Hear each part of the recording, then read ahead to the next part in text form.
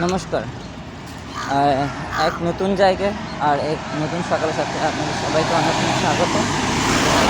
এখন আমি আছি সকালবেলা একটি মেন রোডে। রোড কিন্তু এখন ফাঁকা আছে, এত বেশি একটা ভিড় নেই। তবে কিন্তু যত সময় বাড়বে বা সময় গড়াবে তত লোক বাড়বে।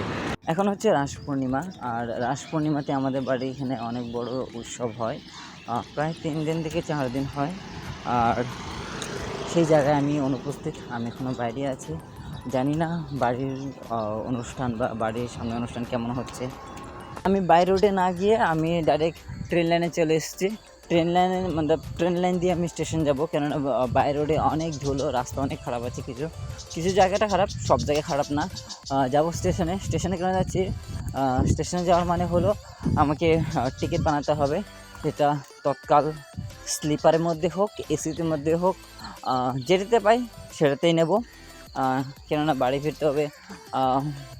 প্রতি বছরের মতন আমিও নলবাড়ির রাসে যাই। এবার যেতে পারবো কিনা সেটাই ভাবছি।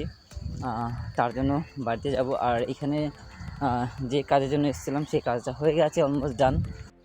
কত সুন্দর লাগছে না ট্রেন লাইনটা, মানে পট্টিটা একদম খালি, কোনো লোকজন নেই, চারদিকে সবুজ আর সবুজ।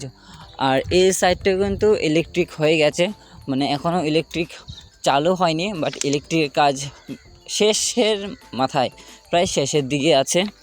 এদিকে সূর্য মামা উঠে গেছে, আর তার পাশে একটি এলএচবি ট্রেন দাঁড় করানো আছে। এই ট্রেনটি হলো পূর্বোত্তর সম্পর্কক্রান্তি এক্সপ্রেস। স্টেশনের কাছাকাছি চলে এসেছি, এবার স্টেশনে চলে যাব। স্টেশনে পৌঁছে দেখলাম যে দুটো গাড়ি একসাথে দাঁড়িয়ে আছে, জানি না দুটো গাড়ি কোন দিকে যাবে। চলে এসেছি প্ল্যাটফর্মে, এবার টিকিট কাউন্টারের দিকে যাব, আর কত লোকজন আছে সেটাও দেখাবো আপনাদেরকে। রিজার্ভেশন টিকিট কাউন্টার এখন খালি আছে, এত লোকজন নেই। কিন্তু জেনারেল লাইনের বা জেনারেল টিকিটের এত ভিড়, আমি দেখে অবাক হয়ে গেছি।